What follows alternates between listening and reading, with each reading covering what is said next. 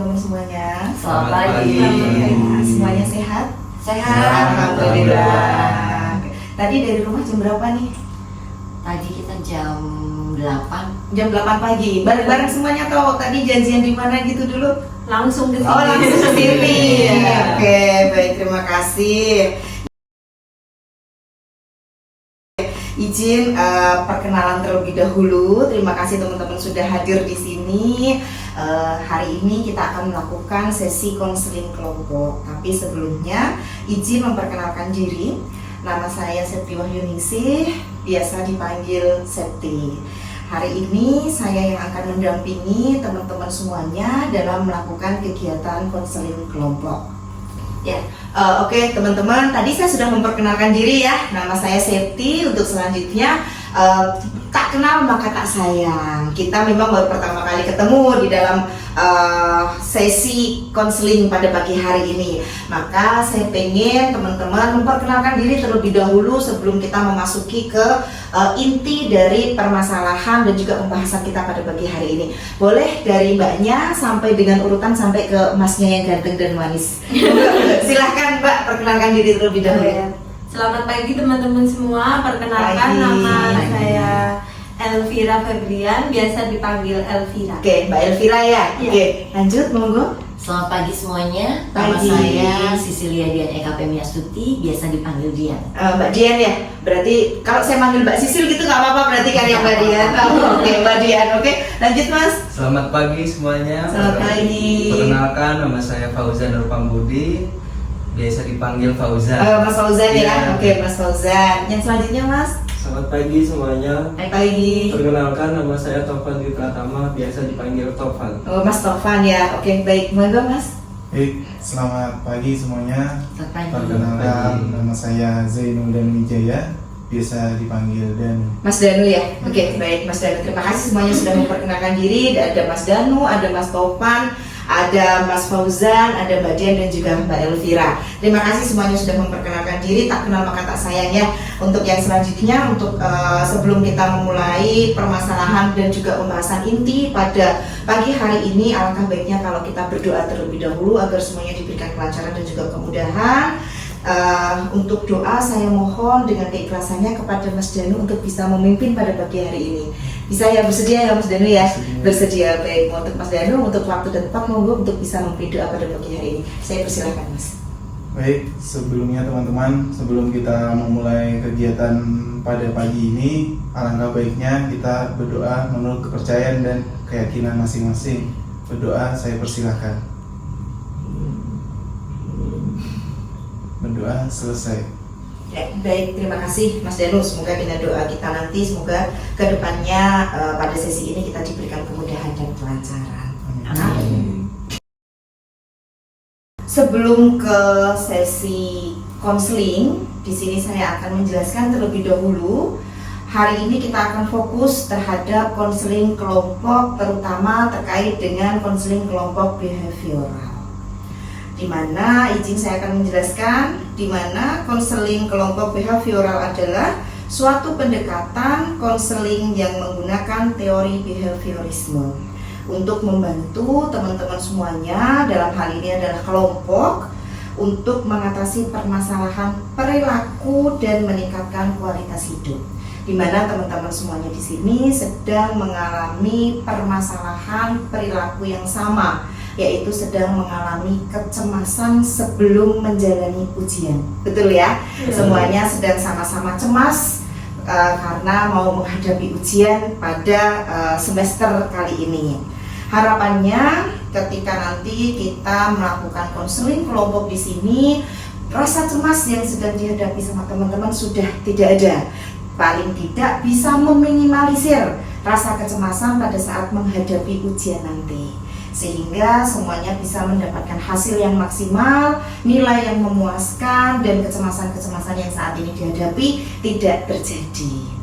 Nah, di sini tujuan kita teman-teman tadi di awal juga sudah saya sampaikan ya, bahwa tujuannya adalah mengubah perilaku yang tidak diinginkan menjadi perilaku yang lebih positif dan adaptif. Harapannya setelah teman-teman menjalani konseling kelompok pada pagi hari ini, rasa cemas dalam menghadapi ujian ini sudah tidak ada. Kalaupun masih ada, setidaknya bisa diminimalisir sehingga hasilnya jauh lebih baik dan bisa berdampak positif kepada teman-teman semuanya. Yang kedua, harapannya dengan adanya konseling kelompok ini, teman-teman bisa meningkatkan keterampilan dan kemampuan dalam mengatasi permasalahan yang ada. Dalam hal ini adalah mengatasi permasalahan kecemasan dalam diri teman-teman. Yang ketiga yaitu dengan teman-teman melakukan konseling ini bisa meningkatkan kualitas hidupnya teman-teman sehingga tujuannya menghadapi ujian nanti juga bisa tercapai, yaitu mendapatkan nilai yang baik atau sesuai dengan tujuan masing-masing. Oke, teman-teman, sebelum melakukan konseling kelompok ini tentu kita akan ada kesepakatan-kesepakatan yang kita lakukan di sini. Biasa kita sebut dengan asas konseling kelompok. Di sini saya hanya akan mengambil 3 asas atau 3 kesepakatan pada pagi hari ini. Yang pertama yaitu asas keterbukaan, ya, dimana ketika teman-teman itu mau melakukan konseling kelompok dan mau mencapai tujuan, harus ada keterbukaan satu dengan yang lain. Dimana apa yang sedang teman-teman hadapi saat ini, apa yang sedang teman-teman rasakan hari ini, pada pagi hari ini, silahkan diungkapkan semuanya di dalam momentum ini, di dalam kelompok ini, biar semuanya bisa terbuka dan bisa mendapatkan solusi yang nanti bisa untuk mencapai tujuannya teman-teman. Yang kedua adalah asas kerahasiaan. Saya minta apapun yang teman-teman nanti buka ataupun yang teman-teman obrolkan di sini, teman-teman yang konsulkan di sini, semuanya hanya sampai di kita saja, hanya sampai di forum ini saja. Jangan sampai setelah selesai teman-teman keluar dari sini, ini apa yang kita sampaikan, apa yang kita bahas pada pagi hari ini menjadi konsumsi publik di luar sana selain daripada teman-teman yang ada di sini. Sepakat ya di sini ya.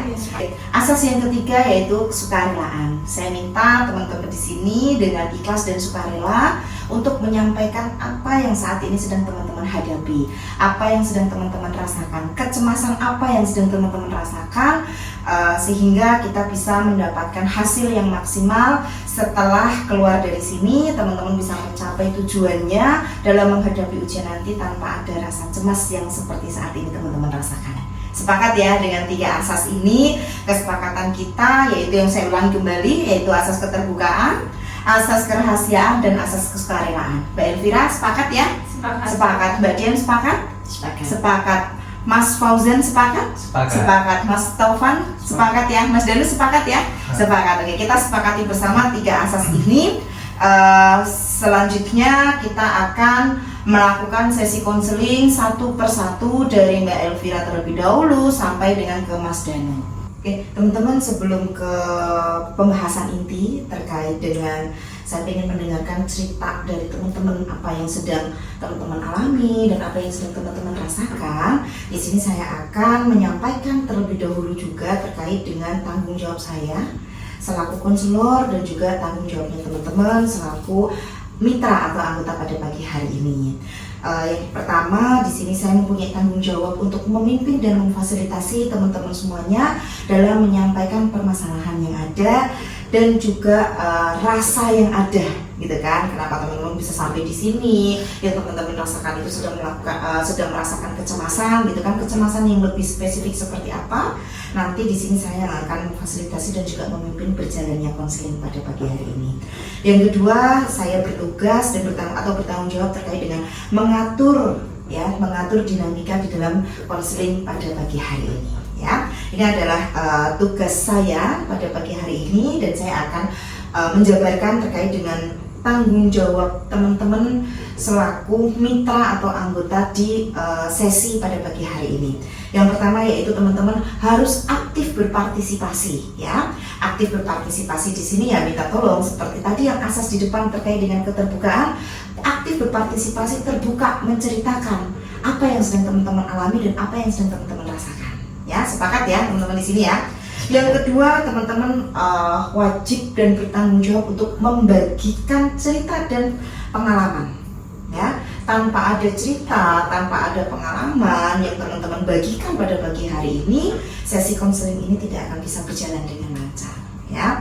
Yang ketiga yaitu semuanya di sini ada Mbak Elvira, ada Mbak Dian, ada Mas Fauzan, Mas Taufan dan juga Mas Danu, wajib untuk mendengarkan dan memahami ketika salah satu teman sedang bercerita, ya. Jadi semuanya saya minta fokus di sini, ya. Fokus di acara sesi konseling ini yang hanya paling membutuhkan waktu sampai dengan 30 menit ke depan, ya. Jangan sampai hanya ada orangnya saja, hanya fisiknya teman-teman saja yang ada di sini, tapi jangan sampai teman-teman pikirannya tidak fokus di sini tapi malah memikirkan pacarnya sudah sarapan atau belum, ya. Jangan, ya, sepakat ya teman-teman, ya. Semuanya wajib mendengarkan dan memahami atau fokus ada di sini semuanya, ya, baik itu pikiran atau tubuhnya teman-teman. Saya nggak mau kalau teman-teman hanya ada di sini tubuhnya saja tapi pikirannya melayang-layang, ya, nggak akan bisa ketemu nanti feelnya kita. Yang selanjutnya adalah teman-teman wajib mengambil tanggung jawab. Artinya gini, apa yang sudah teman-teman sampaikan itu adalah bisa teman-teman pertanggungjawabkan. Bukan cerita yang saat ini sedang halu atau sedang berangan-angan, tapi memang bertanggung jawab terhadap apa yang sedang teman-teman alami dan teman-teman rasakan, dan wajib teman-teman ceritakan di sini secara terbuka seperti asas yang sudah kita sepakati tadi. Yang selanjutnya adalah teman-teman wajib menghormati kerahasiaan cerita teman satu dengan teman yang lainnya. Jadi asas kerahasiaan wajib kita ambil tanggung jawabnya di sini, dan semuanya wajib bertanggung jawab terhadap kerahasiaan apa yang diceritakan sama teman-temannya. Sampai di sini bisa dipahami ya teman-teman, ya? Bisa, ya, bisa disepakati juga ini terkait dengan tanggung jawab masing-masing, baik tanggung jawab saya maupun tanggung jawab teman-teman. Bisa, ya? Bisa. Kalau ini sudah kita sepakati, maka di sesi inti, sesi cerita inti kita akan mulai. Kalau kita tidak bisa sepakat, mungkin kalau teman-teman ada yang nggak sepakat, saya nggak sepakat mbak, gitu kan, boleh teman-teman meninggalkan sesi konseling pada pagi hari ini. Saya terbuka, siapa yang akan yang akan mengikuti sesi konseling kelompok ini, feel free ya teman-teman, ya. Kalau teman-teman nggak setuju, nggak sepakat dengan apa yang sudah kita sepakati, baik tanggung jawab maupun asas tadi, boleh teman-teman meninggalkan sesi pagi hari ini. Sepakat semuanya, ya? Sepakat, ya. Oke, baik, kalau sepakat, saya terima kasih teman-teman sudah sepakat untuk akan mengikuti sampai dengan akhir sesi konseling kelompok pada pagi hari ini. Oke, terima kasih. Teman-teman, kita mulai di sesi inti kita, yaitu sesi cerita per masing-masing anggota atau dari teman-teman semuanya, mulai menceritakan kecemasan apa yang saat ini sedang dihadapi, permasalahan apa yang saat ini sedang dihadapi. Boleh diceritakan, ya, dari Mbak Elvira terlebih dahulu. Monggo Mbak Elvira. Kalau dari saya sendiri, karena memang dari faktor ekonomi keluarga saya yang memang tidak mampu orang tua saya menyekolahkan saya, jadi saya harus berusaha sendiri, Bu. Harus berusaha sendiri untuk sekolah, mencari beasiswa gitu. Makanya saya benar-benar pas waktu menjelang ujian tuh ketakutan, karena kan pressure-nya lebih tinggi. Nanti kalau seumpama saya tidak bisa mempertahankan nilai saya, nanti nilai saya jeblok, bisa saja saya dicabut beasiswanya dan tidak melanjutkan sekolah. Padahal sekolah ini menurut saya tuh hal yang sangat penting. Dari keluarga saya yang backgroundnya tidak mampu, saya ingin bisa mengangkat ekonomi keluarga saya dengan saya bisa sekolah setinggi-tingginya. Makanya itu beban yang ada di pundak saya terkait dengan keluarga saya, beban ekonomi orang tua yang tidak bisa membiayai diri saya dan saya harus berusaha sendiri ini yang membuat saya ketakutan dan jadi timbul kecemasan saat saya sedang akan menjalani ujian. Oke, baik, terima kasih Mbak Elvira. Berarti Mbak Elvira di sini ada rasa cemas dan takut menghadapi ujian, takut nilainya jeblok, ya Mbak, ya. Iya. Takut nilainya jatuh, ketika nilai jatuh beasiswanya Mbak Elvira jadi dicabut, ya kan? Berarti cemas terkait dengan hal itu. Iya. Baik, terima kasih. Dari Mbak Dian sendiri? Saat ini saya itu menghadapi permasalahan masuk ke sekolah yang jurusannya tidak sesuai dengan keinginan saya, Bu. Jadi saya dipaksa oleh ayah saya, dari yang beliau menginginkan untuk saya masuk ke otomotif, padahal itu bukan cita-cita saya. Saya pengennya ke jurusan perhotelan. Dan menghadapi ujian ini saya terus terang cemas, karena saya satu sisi takut sama ayah saya, karena menghadapi tekanan bahwa saya harus bisa lulus di ujian ini nanti, padahal ini bertolak belakang dengan apa ya, cita-cita dan juga keinginan saya. Jadinya saya tuh juga bingung antara belajar pun juga nggak bisa masuk, terus udah gitu takut juga sama ayah saya. Nah, ini persoalan yang saya hadapi dulu saat ini. Oke. Tapi sejauh ini didukung ya sama orang tua ya, Mbak Dian ya? Iya, didukung karena saya masuk ke pilihan ke jurusan yang memang dipilihkan sama orang tua saya. Oke, baik. Nanti kita bahas lebih lanjut ya, Mbak Dian ya. Baik. Tentunya dari Mas Fauzan saat ini yang sedang dirasakan apa, Mas? Untuk yang saya rasakan ketika menghadapi ujian itu biasanya saya kurang percaya diri, kurang pede dengan hasil. Apakah saya bisa mendapatkan hasil yang terbaik? Bisa nggak ya dapat hasil yang terbaik?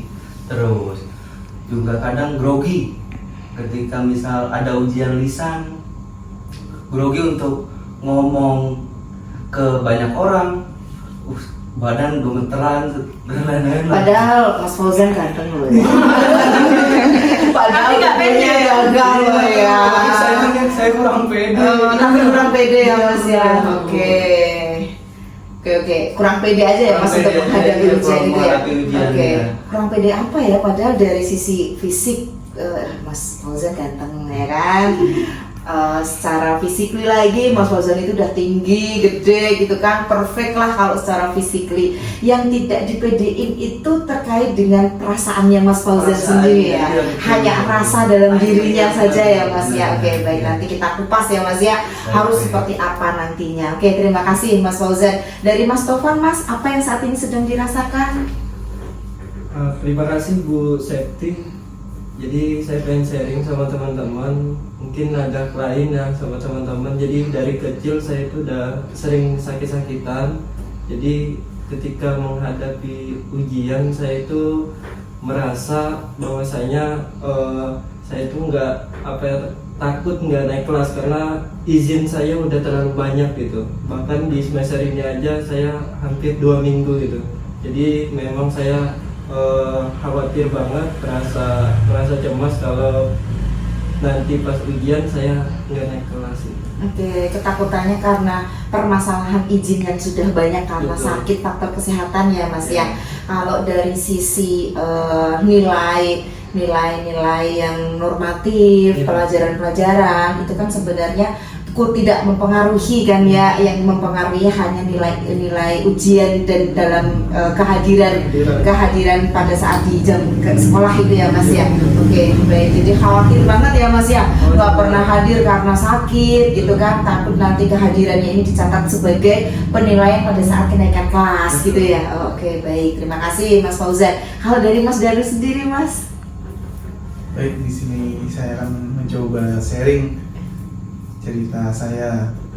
Saya setiap akan menghadapi ujian akhir semester, perasaan cemas itu pasti datang menghantui saya. Dikarenakan saya memiliki kakak yang umurnya tidak jauh beda dengan saya. Kami cuman beda 12 bulan dan kakak saya lebih diunggulkan daripada saya. Orang tua saya lebih mengunggulkan mereka karena kakak saya selalu mendapatkan ranking 1 di sekolahnya. Sedangkan saya untuk masuk 10 besar pun saya agak kesulitan. Jadi setiap pembagian rapot atau ujian akhir itu berlangsung, saya mesti mencemaskan apakah nilai saya besok itu akan bagus atau jelek. Soalnya ketika nilai saya jelek, tidak sebagus kakak saya mesti dapat sedikit teguran dari kedua orang tua saya agar lebih giat lagi untuk belajar, agar nilainya lebih sempurna lagi, bisa mengikuti seperti kakak saya yang dapat ranking 1.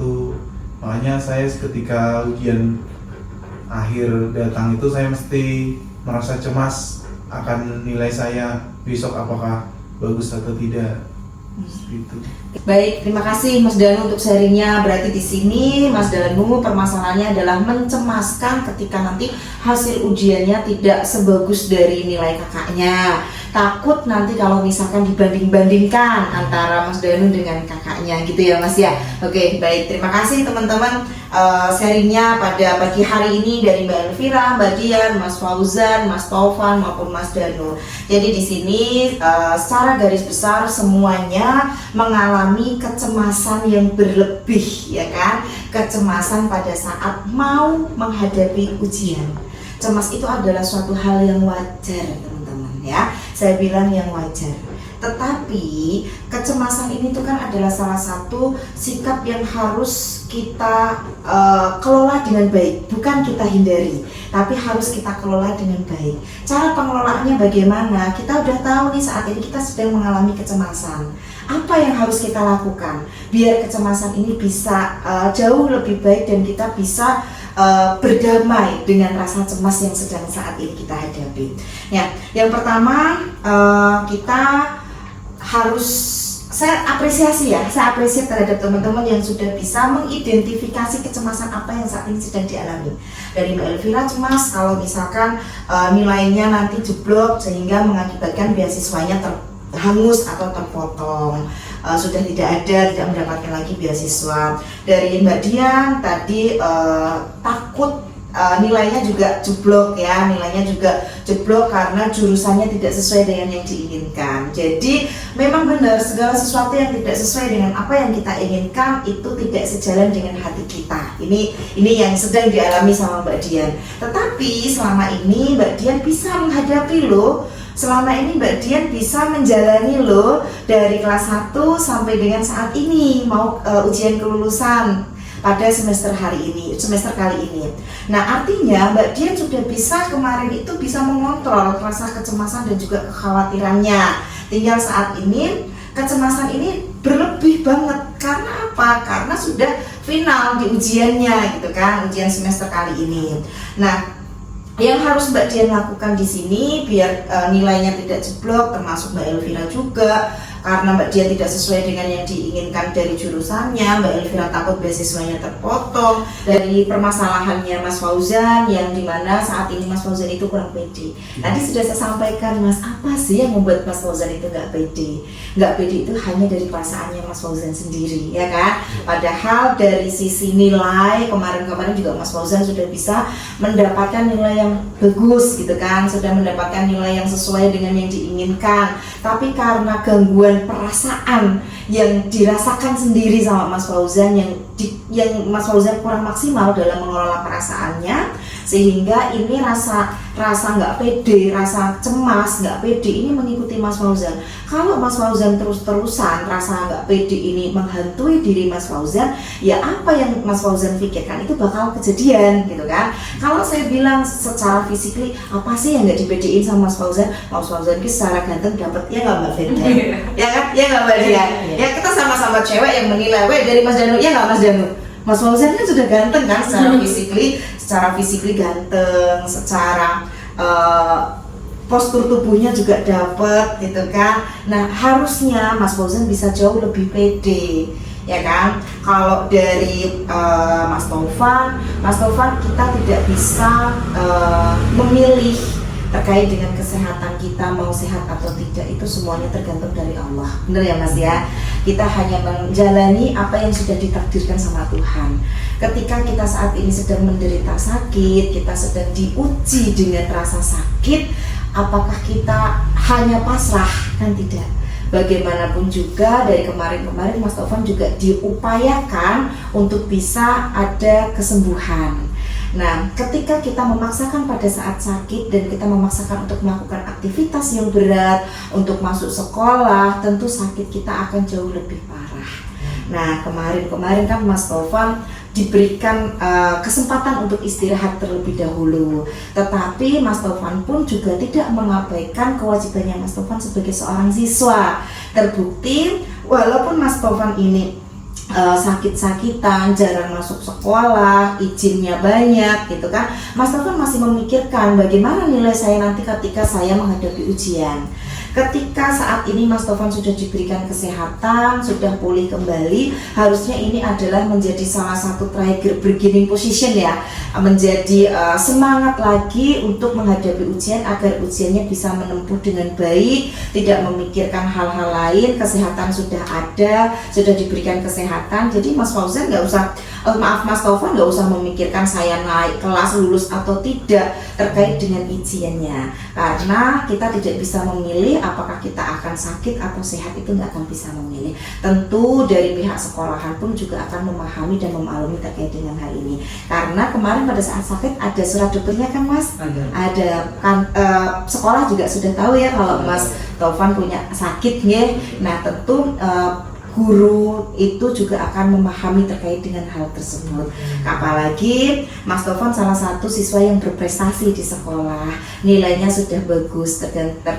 Saat ini tergantung dari Mas Tovan dalam mengikuti ujian kelulusan. Berarti di sini Mas Danu permasalahannya adalah mencemaskan ketika nanti hasil ujiannya tidak sebagus dari nilai kakaknya. Takut nanti kalau misalkan dibanding-bandingkan antara Mas Danu dengan kakaknya gitu ya Mas ya. Oke, baik, terima kasih teman-teman sharingnya pada pagi hari ini dari Mbak Elvira, Mbak Dian, Mas Fauzan, Mas Tovan maupun Mas Danu.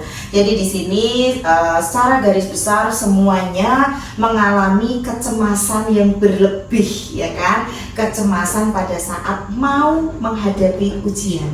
Cemas itu adalah suatu hal yang wajar teman-teman ya. Saya bilang yang wajar. Tetapi kecemasan ini tuh kan adalah salah satu sikap yang harus kita kelola dengan baik, bukan kita hindari, tapi harus kita kelola dengan baik. Cara pengelolaannya bagaimana? Kita udah tahu nih saat ini kita sedang mengalami kecemasan. Apa yang harus kita lakukan biar kecemasan ini bisa jauh lebih baik dan kita bisa berdamai dengan rasa cemas yang sedang saat ini kita hadapi. Baik, teman-teman tadi semuanya sudah menyampaikan terkait dengan rasa cemasnya. Nah, izin untuk saat ini kita bedah terkait dengan perilaku atau behaviornya terkait dengan permasalahan yang ada di Mbak Elvira. Perilaku apa yang harus dimunculkan atau yang harus dilakuin sama Mbak Elvira terkait dengan permasalahan kecemasan yang sedang dihadapi saat ini. Nah ini feel free ya teman-teman, Mbak Dian, Mas Fauzan, Mas Tovan, atau Mas Danu, kalau misalkan ada masukan, ada pendapat yang bisa disampaikan, perilaku apa yang harus dimunculkan, perilaku apa yang harus diubah dari sisi Mbak Elvira agar Mbak Elvira bisa menghadapi berdamai gitu ya dengan kecemasan saat ini saat sebelum menghadapi ujian nanti. Kalau dari saya Mbak Elvira, mulai dari saya ya teman-teman ya. Kalau mulai dari saya, dari Mbak Elvira sendiri kan tujuannya agar nilainya tidak jeblok nggih. Nilai biar tidak jeblok itu berarti apa yang harus dilakukan sama Mbak Elvira? Yang pertama adalah belajar. Tentu di situ ya teman-teman ya, tidak terlepas dari Mbak Elvira, semuanya juga untuk menghadapi ujian ini yang harus pertama kali dilakukan adalah belajar. Nah, pertanyaan saya, perilaku kebiasaan belajar yang dilakukan sama Mbak Elvira selama ini seperti apa? Biasanya kalau saya belajar tuh di momen-momen tertentu kadang belajarnya terlalu overload karena ketakutan, takut nggak bisa gitu, jadi malah belajarnya berlebihan gitu, biasanya sampai begadang-begadang. Sampai begadang-begadang. Oke. Ketika belajar berlebihan sampai begadang, itu biasanya paginya ngantuk nggak Mbak? Ngantuk sih. Ngantuk. Iya. Terus akhirnya bisa konsentrasi nggak pada saat ujian? Bisa fokus nggak pada saat ujian di pagi harinya? Atau mungkin pada saat malamnya belajar begadang, pagi harinya itu nggak bisa konsen, terus akhirnya nggak bisa fokus terhadap ujiannya, atau malah seperti apa Mbak ketika setelah malam hari, kebiasaan malam hari belajar sampai begadang, terus pagi harinya seperti apa? Kalau biasanya di pagi harinya memang jadi ngantuk sih Bu, pasti ngantuk karena memang belajarnya terlalu berlebihan gitu. Terus pas waktu mulai mengerjakan itu memang ngerasanya kurang fokus, tapi aku bingung nih kurang fokusnya memang karena saya kurang tidur atau karena kecemasan saya gitu. Jadi aku agak bingung juga itu. Agak bingung di Kenapa? situ ya, kenapa? Sekarang saya mau tanya sama Mbak Elvira, kira-kira perilaku dari Mbak Elvira yang belajarnya sampai begadang sampai malam-malam, paginya akhirnya ngantuk. Kira-kira kalau ada satu hal yang bisa diubah dari kebiasaan perilaku belajarnya Mbak Elvira sebelum ujian, kira-kira apa Mbak? Sebenarnya sih sebenarnya belajarnya lebih baik nggak berlebihan ya, tapi karena aku takut kalau belajarku nggak tak maksimalkan nanti hasilnya jadi kurang maksimal gitu. Makanya saya berusaha memaksimalkan belajarnya tuh sebanyak mungkin gitu aku pikirnya. Berarti satu hal nih yang saya kunci, belajar tidak berlebihan. Oh, iya. Ya kan? Kira-kira kalau misalkan belajar nggak berlebihan, yang akan dilakukan sama Mbak Elvira itu apa?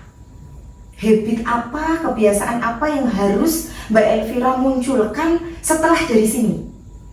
Mungkin lebih mengatur jam untuk belajar sih. Satu, oke, mengatur jam belajar. Saya catat ya Mbak ya. Oke.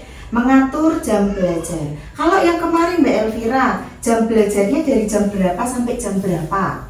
Biasanya sih jam 7 malam bisa sampai jam 12 atau jam 1 gitu sih. Wah, lama ya Mbak ya? Jam 7 sampai jam 1 gitu kan? 8, 9, 10, 11, 12, 1 sampai 6 jam. Betah Mbak belajar sampai 6 jam? Betah-betah aja sih, bukan Apa nih? Ini gini ya, dari mengatur jam belajar gitu kan. Dari satu hal mengatur jam belajarnya Mbak Elvira, kebiasaan kemarin sampai dengan 6 jam belajar. Tapi dampaknya adalah Mbak Elvira mengantuk di pagi hari. Kira-kira dari mengatur jam belajar ini, apa yang bisa diubah perilaku dari Mbak Elvira biar belajarnya itu lebih teratur lagi? Mungkin Ini buat semuanya, kalau misalkan teman-teman ada masukan boleh ya. mungkin lebih ke ini sih Bu. Manajemen waktu. Iya sih Bu, kayaknya lebih ke manajemen waktu sih memang, karena Oke. aku susah buat nge-manage waktu gitu loh. Susah memanage waktu, manajemen waktu. Karena kalau seumpama belajar tuh kayak aku ngerasanya bukan tipe orang yang bisa langsung paham gitu. Jadi aku ngerasa butuh waktu lebih lama. Aku ngerasa bukan orang yang sepintar itu dengan satu kali belajar aku terus paham gitu. Aku ngerasa memang butuh waktu yang porsinya lebih banyak untuk aku bisa memahami sesuatu gitu. Oke, porsinya lebih banyak ya Mbak ya. Oke, kalau misalkan dari mengatur jam belajar, malam hari itu sebelum ujian Mbak Elvira itu 6 jam belajar, setiap belajar 4 sampai 5 jam, 6 jam. Kira-kira pada saat belajar, waktu belajar itu apakah Mbak Elvira itu fokus terhadap mata pelajaran ataupun fokus terhadap pembelajaran yang sedang didalami, atau Mbak Elvira ada kegiatan lain?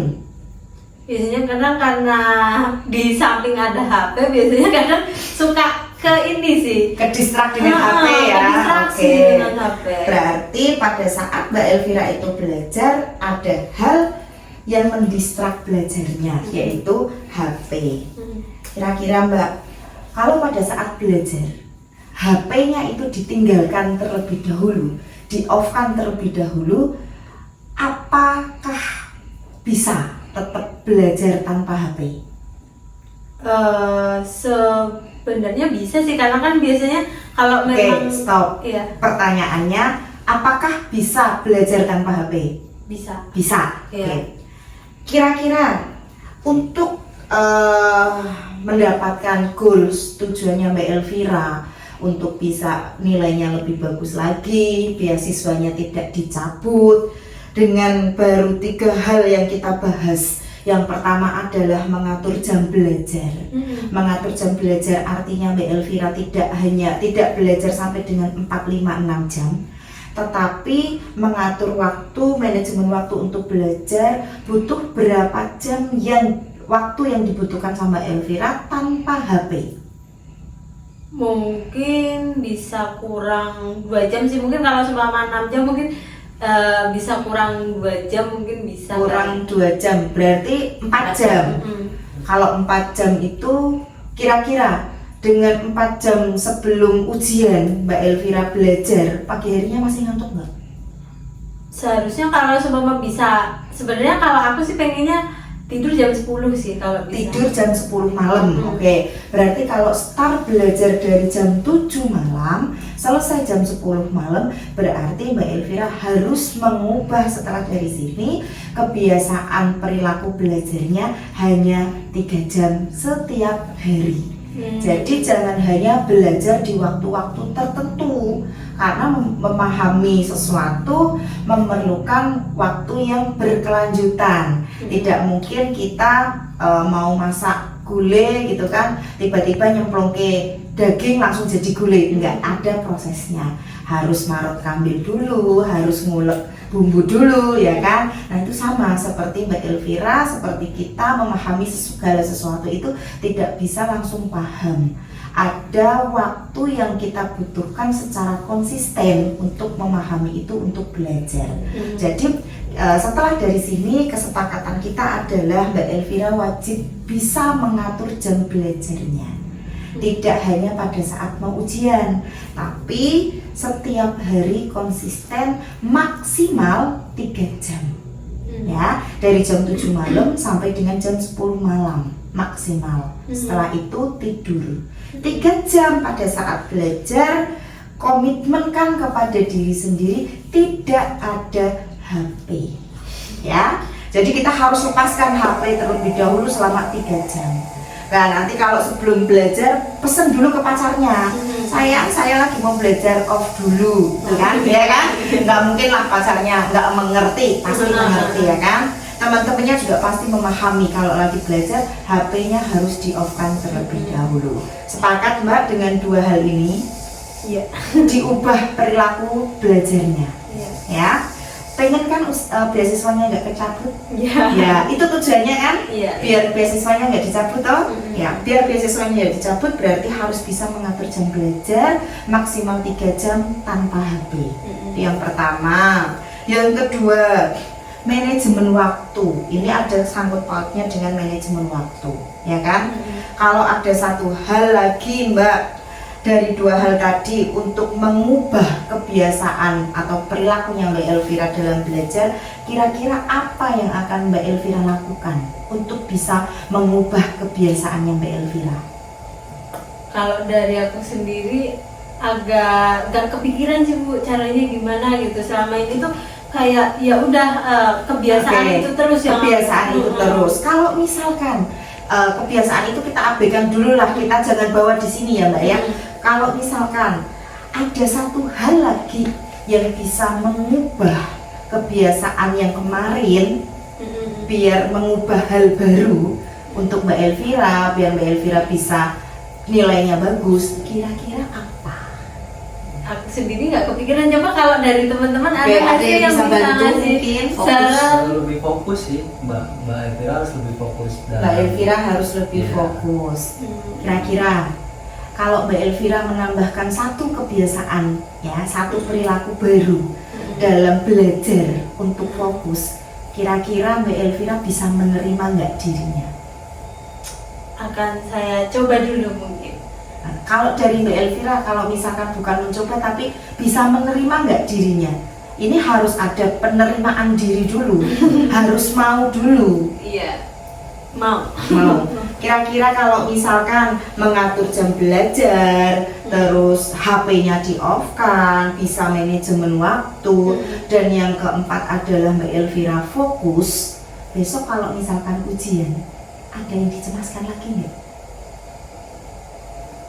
Seharusnya sih enggak sih kalau seumpama bisa menjalani itu dengan baik gitu. Oke, seharusnya nggak ada yang dicemaskan lagi ya, karena Mbak Elvira sudah tertata, ya kan, sudah tertata dalam artian yang dicemaskan Mbak Elvira adalah waktu belajarnya ini, ya kan, waktu belajar menghadapi ujian, takut nanti beasiswanya hilang. Tapi ternyata setelah kita bedah belajarnya Mbak Elvira, saya nggak menyalahkan, tetapi belajarnya Mbak Elvira ini yang menjadikan Mbak Elvira nanti nilainya bakal jeblok, bakal turun.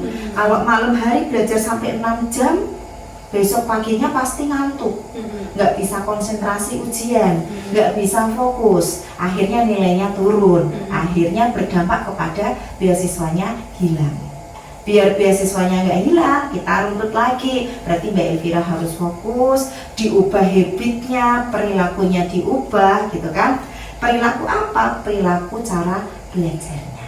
Gitu ya. Oke, Mbak Elvira bersedia nggih? Iya. Oke, kita komitmenkan bersama ya Mbak ya. Iya. Jangan hanya ke saya saja, jangan cuma Bu Septi aja yang berkomitmen, tapi Mbak Elvira harus berkomitmen untuk mengubah perilaku belajarnya. Gitu ya. Iya. Oke, buat semuanya juga ya, Mbak Dian, Mas Fauzan, Mas Topan, dan juga Mas Danu. Ya. Teman-teman, dari hasil konseling pada pagi hari ini, kira-kira yang teman-teman rasakan seperti apa? Dari tadi saya menyampaikan banyak hal kepada Mbak Elvira dan tentu kepada teman-teman semuanya bahwasanya yang harus dilakukan untuk menghadapi ujian besok adalah biar tidak cemas terlalu berlebih adalah mengubah perilaku cara belajar. Ya, yang pertama adalah harus bisa mengatur jam belajarnya. Rata-rata mungkin tidak hanya Mbak Elvira saja, kalau belajar itu dengan HP, sampingnya ada gadget, entah itu laptop, entah itu HP, pasti ada di samping kita. Jadi untuk kontrak mengubah perilaku pada saat belajar yang paling utama adalah mengatur jam belajar. Mengatur jam belajar itu kan banyak. Salah satunya adalah kita harus komitmen terhadap diri sendiri. Berapa jam kira-kira kita harus belajar? Yang ideal itu kan ada JBL di dalam masyarakat. Jam belajar masyarakat adalah jam 19 sampai dengan jam 21. Itu yang akan kita jadikan patokan.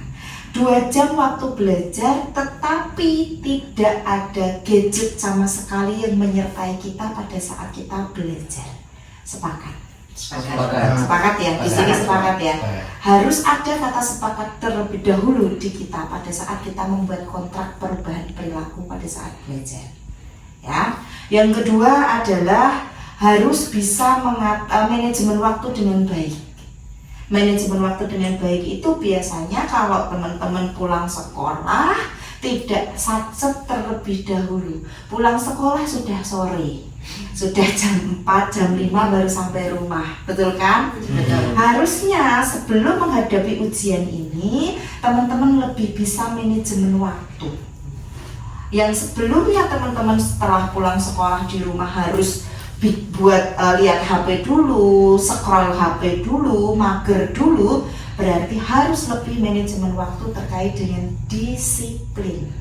Setelah pulang sekolah, ya satset, mandi, makan, ibadah, setelah itu jam 7 baru belajar tanpa HP. Kalaupun teman-teman harus main HP setelah pulang sekolah, batasi. Jangan long time, kan biasanya disuruh mandi tarsuk ya kan, nanti dulu gitu kan, scroll HP dulu. Berarti di sini teman-teman harus manajemen waktunya harus diatur dengan baik. Kira-kira dengan 2 hal ini dulu bisa nggak merubah hasil ujiannya teman-teman, dan juga bisa merubah rasa cemasnya teman-teman menjadi enjoy dengan ujian. Bisa Ya. Bisa. Berarti sepakat dengan 2 hal ini dulu ya. Sepakat berarti harus mengatur jam belajar dengan tanpa gadget, dan yang kedua adalah harus bisa mengatur manajemen waktunya. Dan yang paling penting di sini adalah fokus.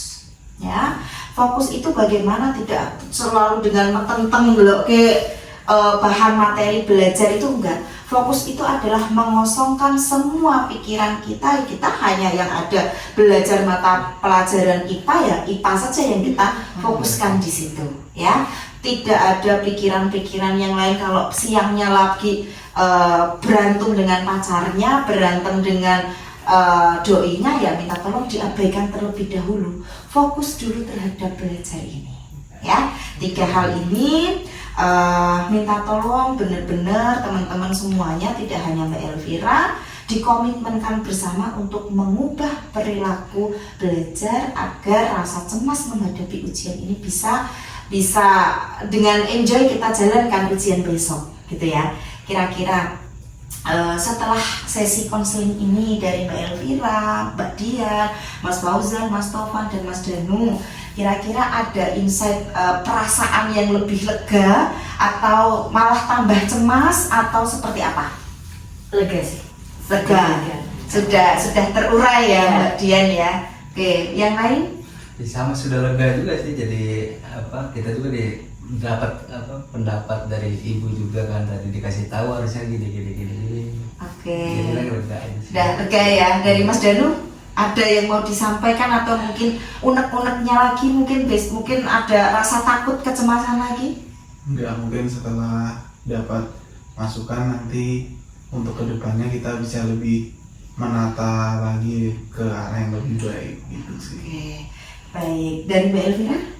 Udah ada pandangan sih Bu, jadi memang ternyata setelah dikomunikasikan ada perilaku yang bisa diubah agar mengurangi kecemasan itu sih. Oke, dari Mas Topan?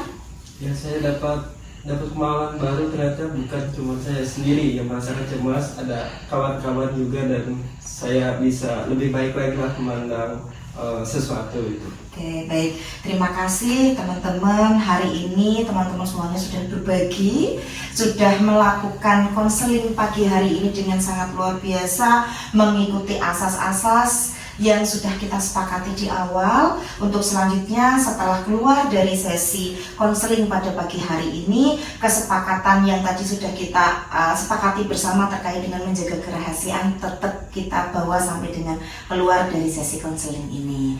Yang selanjutnya setelah ujian, besok kan ujian tanggal 20 ya, teman-teman ya. Setelah ujian boleh teman-teman kita jadwalkan lagi untuk bisa balik ke sini, kita evaluasi bagaimana perasaan teman-teman setelah menghadapi sesi sekarang sebelum ujian. Kita teman-teman mendapatkan sesi konseling ini, dan besok setelah teman-teman menghadapi ujian beneran, yang teman-teman rasakan seperti apa dan hasilnya seperti apa. Besok kita sepakati di tanggal 22 kita ketemu lagi di sini dan di jam yang sama.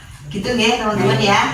Yang terima kasih untuk kesempatan pada pagi hari ini. Saya rasa kita cukupkan pertemuan kita. Kita ketemu lagi besok di tanggal 22.